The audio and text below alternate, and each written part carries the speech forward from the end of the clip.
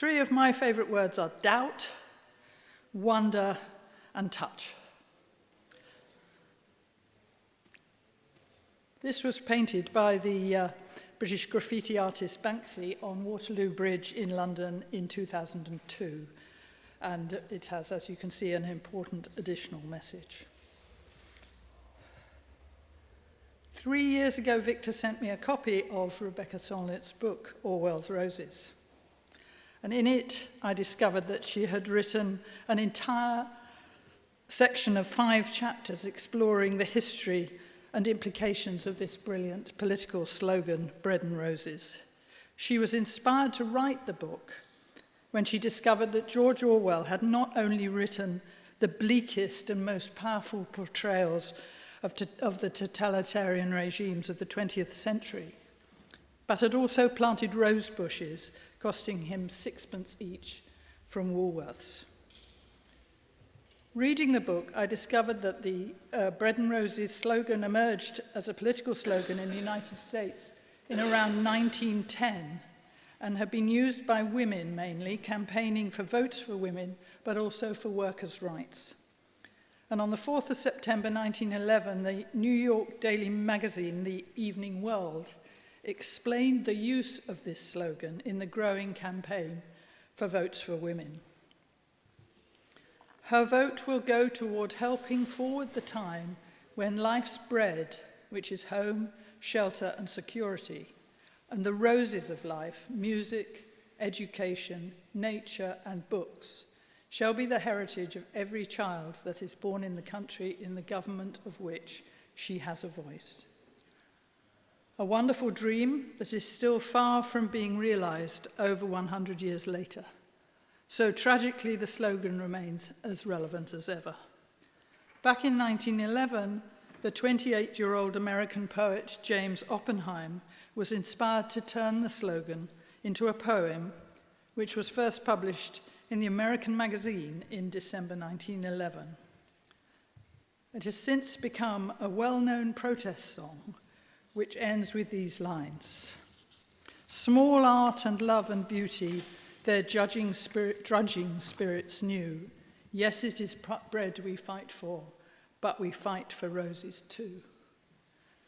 Bread is what makes life possible, and roses are what makes life worth living. Solnit wrote, bread fed the body, roses fed something subtler, not just hearts, but imagination, psyches, senses, identities. It was a pretty slogan, but a fierce argument that more than survival and bodily well-being were needed and were being demanded as a right. And it is also a fierce argument reminding all of us of the extent to which contemporary medicine has become almost exclusively focused on the bread of survival and of bodily well-being. Solnit continued, arguing that this narrow focus is not enough. It was equally an argument against the idea that everything that human beings need can be reduced to quantifiable, tangible goods and conditions. Roses in these declarations stood for the way that human beings are complex, desires are irreducible, and that what sustains us is often subtle and elusive. So I think both Victor and I could see immediately its relevance to the current state of healthcare in his country and in mine. And together we wrote, bread and roses are what the humans involved in care, the patient and the clinician, want from healthcare. Bread is sustenance and therefore life. Roses are courage and hope, curiosity and joy, and all that makes a life worth living. Bread is biology, roses are biography, bread is transactional and technocratic, roses are relational, bread is science, roses are care, kindness and love. This understanding of the politics of bread and roses seems entirely relevant not only to the state of much healthcare today, but to the predicament of doctors and patients within it. Because when there are no roses, but only bread, the relational gives way to the transactional, and all manners of distress are treated with pharmaceuticals and other medical technologies, and clinicians suffer moral injury because they know they are causing harm. Roses represents care that fits. Bread and roses are needed by everyone, and that includes all patients and all doctors. Both are essential. One alone is never enough, and each one of us has to find the right balance between them in order to achieve not only life, but a life worth living. And it seems to me that within too much healthcare, there has been an exponentially diminishing supply of roses for both patients and doctors over recent years. Maligned in Solnit's words, as trivial, irrelevant, indulgent, pointless, distracted, and any of those other pejoratives with which the quantifiable beats down the unquantifiable. How has this been allowed to happen when it is the roses that help to build the trusting therapeutic relationships that mitigate suffering? Decades ago, the brilliant Polish poet Zbigniew Herbert wrote a poem about medicine. And he wrote, it's about Procrustes, really. I invented a bed with the measurements of a perfect man. I compared the travellers I caught with this bed. It was hard to avoid, I admit, stretching limbs, cutting legs. The patients died, but the more there were who perished, the more I was certain my research was right. The goal was noble. Progress requires victims. He is, of course, critiquing the totalitarian politics he endured in Soviet-controlled Poland, but he is also writing about the totalitarianism of standardized care that assumes that everyone should conform to the perfect biometric numbers, care which ignores how much individuals are harmed in the pursuit of this perfection because the goal was noble. This is not describing care that fits. He's describing a lack of relationships, a lack of roses, a lack of joy, and an approach that admits no flexibility, only certainty. And the poem evokes what I am going to describe as the language of bread. This is another Polish poet, Wisława Szymborska, and she has much to tell us about what I'm going to call the language of roses. She was awarded the Nobel Prize for Literature in 1996, and in her Nobel lecture, she described a group of people who she called fortune's darlings. Don't know how that translates from the Polish, but it's still quite nice. There has been, and will always be, a certain group of people whom inspiration visits. It's made up of all those who've consciously chosen their calling and do their job with love and imagination. It may include doctors, teachers, gardeners, and I could list 100 more professions. Their work becomes one continuous adventure as long as they manage to keep discovering new challenges in it. Difficulties and setbacks never quell their curiosity. A swarm of new questions emerges from every problem they solve. Whatever inspiration is, it's born from a continuous, I don't know. And this tells me that many of the people I've met in this room have had the fortune to be the darlings of fortune. Whenever we say, I don't know, we acknowledge and accept the uncertainty that we know is fundamental to all healthcare. The imprecision that arises whenever we apply the generalized truths of biomedical science to the unique individual that we are trying to care for, whenever we try to provide care that fits. I don't know leaves room for thought, memory, imagination, and learning. And it is what makes it possible for us to use the language of roses and to adapt what we suggest to the hopes and lives of each fundamentally different patient in turn. Uncertainty always has the potential to make doctors feel uncomfortable, and many of the young and inexperienced have learnt to be afraid of it. But learning occurs at the point of discomfort, and over time, this process produces wisdom. And back to Szymborska, this is why I value the little phrase, I don't know, so highly. It's small, but it flies on mighty wings. It expands our lives to include the spaces within us, as well as those outer expanses in which our tiny earth hangs suspended. When John Berger writes about the extraordinarily complex convergence of philosophical traditions, feelings, half-realized ideas, atavistic instincts, and imaginative intimations, those that lie behind the simplest hope or disappointment of the simplest person, we understand why, as health professionals, we have to say, "I don't know," so often. And so sometimes we are able to feel ourselves to be fortune's darlings. This is the Portuguese Dr. Adolfo Rocha, who used the pseudonym Miguel Torga, and he was also a great poet. As both a writer and a doctor, he understood so well that the bread of scientific knowledge is not enough, and that clinicians also need to grow roses by building continuing, caring relationships with patients, informed by mutual respect and trust. In his diaries, Torga describes those first precious moments of a consultation.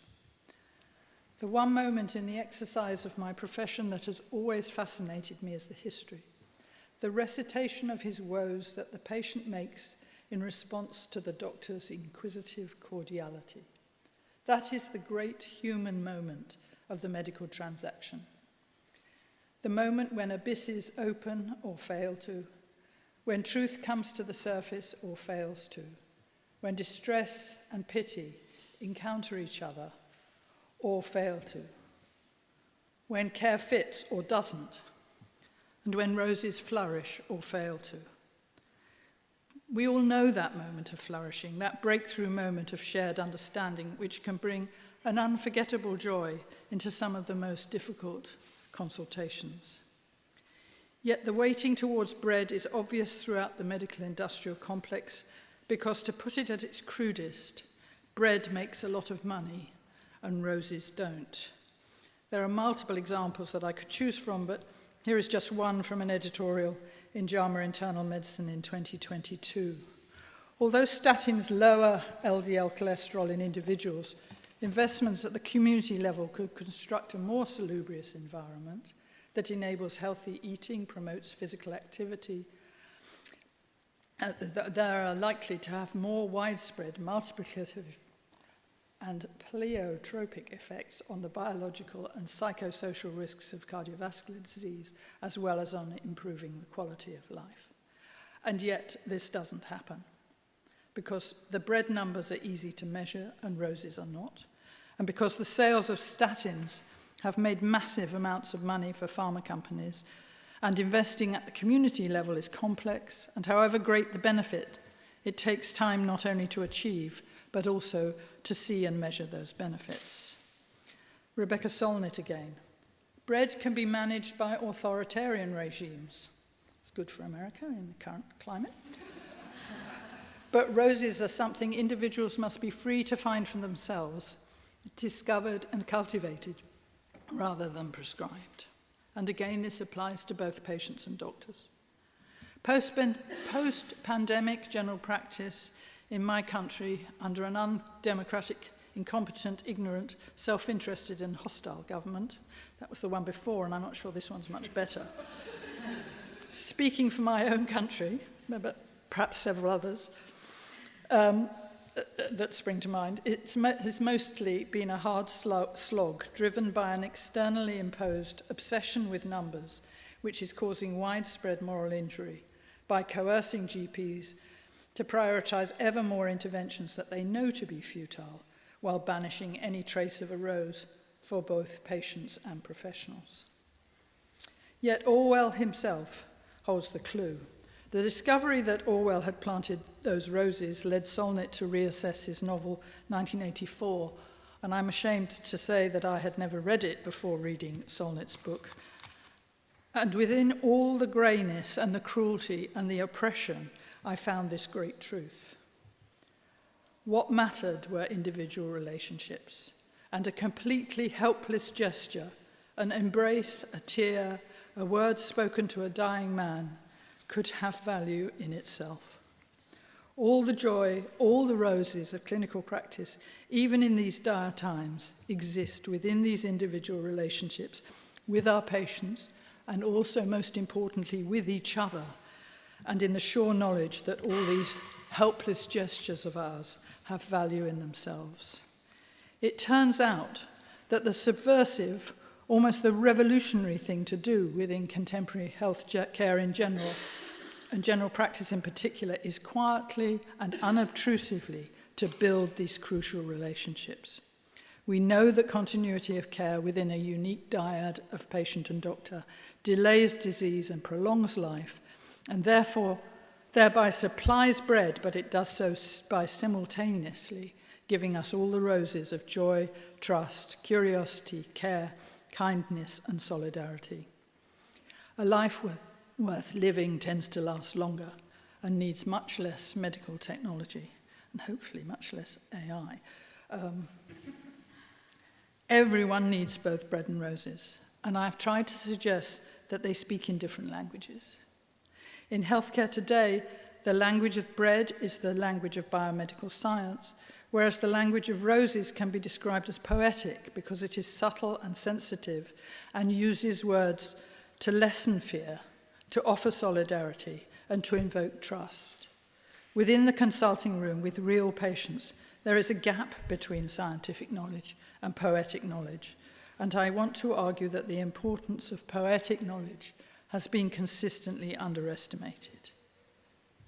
This is Aimé Césaire, the great Francophone poet from Martinique, and in an essay in the 1940s, he argued, "Poetic knowledge is born in the great silence of scientific knowledge." Scientific knowledge has proved hugely effective as a response to physical distress, illness, and disease, but has so little to offer in the face of the multitudinous dimensions of existential distress and the fear that is inevitable in the face of the finitude of life. What I am calling poetic words are created, adapted, and changed within ongoing networks of human relationships, and perhaps because of this, words have huge power. This is Helen Dunmore, a much more recent poet who died last year. She wrote, "A few words remembered from a story or poem may become icons before which the individual lights the candles of a life."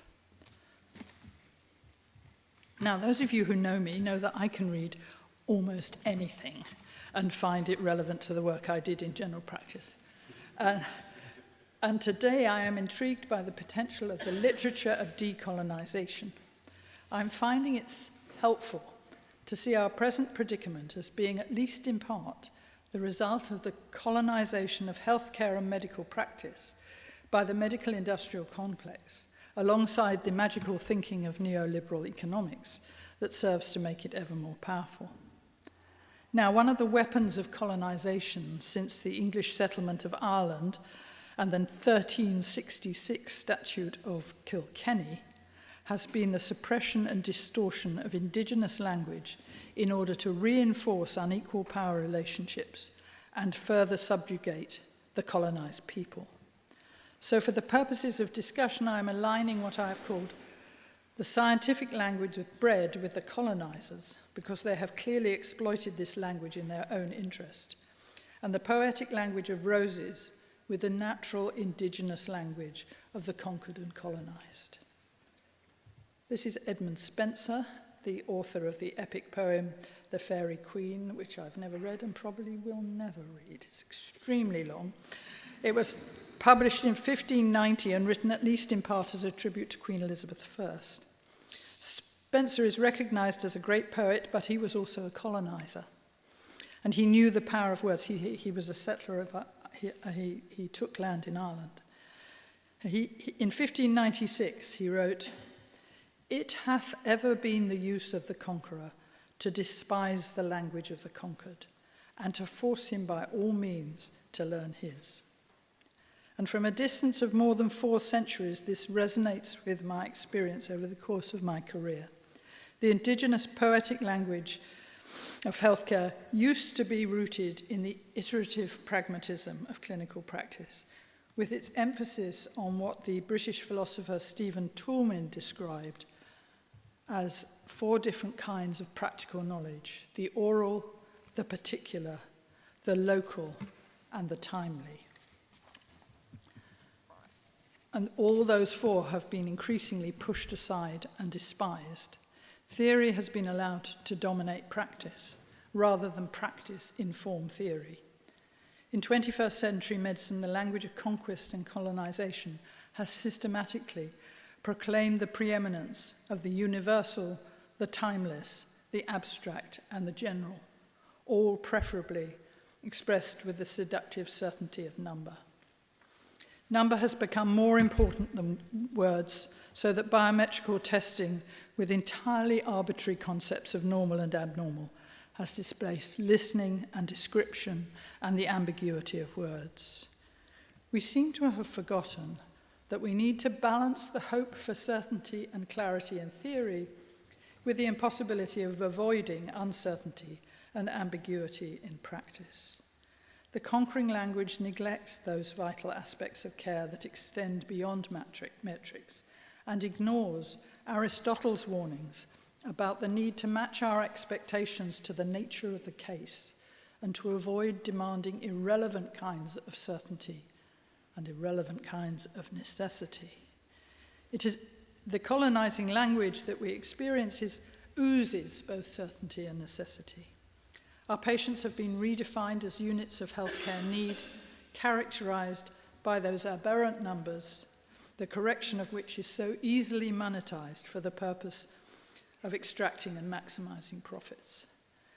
The 4th certainty makes me want to echo T.S. Eliot when he says, "I am also convinced that you only hold a fragment of the explanation. It is only because of what you do not understand that you feel the need to declare what you do. There is more to understand. Hold fast to that as the way to freedom." And the last 2 lines present a manifesto for Szymborska's Fortune's Darlings and a potent source of many roses. And back in 2016, Rebecca Solnit linked doubt and uncertainty to hope. Hope locates itself in the premises that we don't know what will happen, that in the spaciousness of uncertainty is room to act. When you recognize uncertainty, you recognize that you may be able to influence the outcomes. Hope is an embrace of the unknown and the unknowable, and an alternative to the certainty of both optimists and pessimists. My friend Per Fugelli, professor of social medicine in Oslo, remained reluctant to write in English because he saw English as colonizing Norwegian. And he would have said in his inimitable way, in his inimitable English, that the suppression and distortion of language within contemporary medicine has allowed too muchness to displace just enoughness. It is very striking how much the new 10-year plan for the National Health Service in England is written in the domineering, colonizing, technocratic language of bread. The double helix on the cover is the first depressing clue, and beyond that, the word counts are instructive.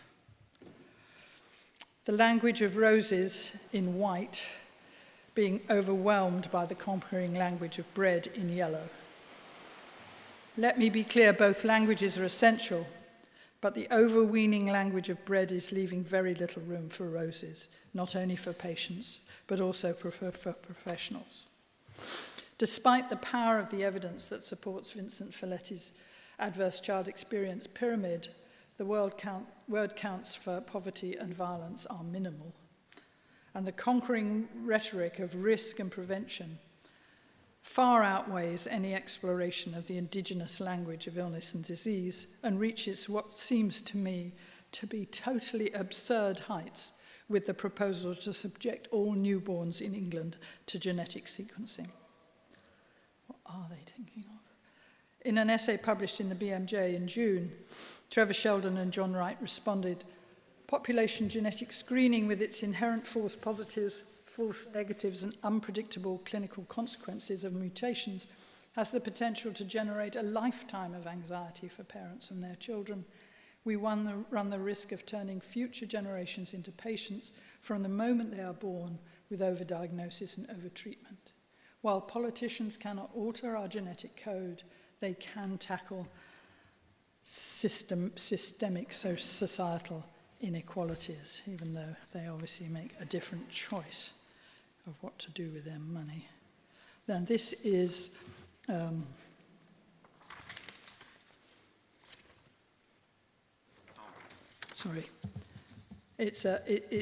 this deeply misguided initiative completely ignores the power of the socioeconomic context into which each child is born to determine their future health. I've done that bit.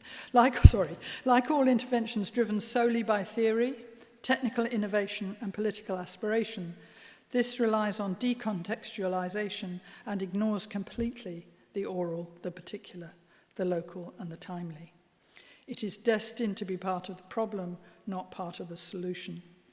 The 20-year gap in life expectancy between the richest and the poorest is not explained by our genes, but by the context within which our lives play out. This is the Indian-American physician Siddhartha Mukherjee, and he wrote in the New Yorker magazine in June of this year, I think in response to the same development. Patients begin to navigate risk as a terrain, scores, thresholds, probabilities, calibrating and recalibrating their place within it. As one patient put it, it's like being under siege, not by an actual illness, but by a prospective one. This phenomenon has given rise to the telling neologism, previver, someone living in the long shadow of a disease they have not yet developed, but to which they are genetically predisposed. Now, this is the great Kenyan writer, Ngugi wa Thiong'o, who died earlier this year, and he could have used this Fit for the Future report as an illustration when he wrote, "The conqueror has only to invest in capturing the minds of the elite, who will then spread submission to the rest of the population. The elite become the part of the linguistic army of the conqueror." And I find myself asking how much the medical elite has colluded in the conquest I'm describing by shifting their own language, prioritizing the treatment of risk in the well over the care of the sick, and allowing quality of care to be defined in terms of meeting numerical targets that almost always reward increased rates of testing and prescribing, which in turn work in the interests of the medical devices and pharmaceutical industries. Ngugi wrote, "Destroy a people's language, and you destroy the vocabulary by which they understood their environment, and consequently all the knowledge and information developed in the course of their interaction with that particular environment." And for me, this explains how much ordinary medical consultations have been damaged by the loss of the ordinary poetic language of care and attention, the language of care that fits.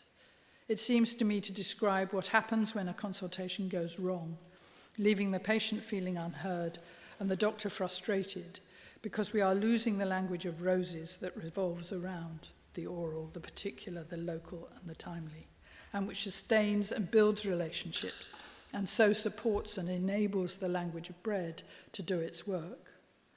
The language of the home and the street should also be the language of the consulting room, if patient and a doctor are to achieve the necessary depth of shared understanding. This is the Bulgarian writer Georgi Gospodinov, and his new book, published earlier this year, recounts his attempts to care for his own dying father. And in it, he describes an early consultation at a hospital and illustrates the alienating effect of the conquering language and the damaging lack of any semblance of roses. He writes, "Every description, even those just describing normal breathing or pinkish mucous membrane, still pulls you out of the ordinary ranks of the living. Language becomes a clinic, and the more detailed the description, the more marginalized the person becomes. He is no longer a person but a patient. Here we can already see the first substitution. The objective description of your state slowly turns you into an object. The first autopsy, while you are still alive and without anesthesia, is performed by language. It enters coldly, looks around, describes, fixes every detail, and makes it visible. Except that my father is no longer here. Each ever more detailed medical description paradoxically leads to dehumanization. And I can't imagine why that reminds me of the discussions of AI. And then the ultimate test of this transactional, technocratic, colonizing language comes in the care of the dying, where it fails absolutely. A monological language with an emphasis on number has nothing to offer, and the traditional dialogic, relational-based language becomes again essential. Only within this language, the language of roses, can we construct a less pusillanimous approach to the inevitable end of all our lives. Only within this subtle, ambiguous, and infinitely flexible language can we find ways of stopping the futile pursuit of risk in the old and frail, and so stop harming and poisoning the dying.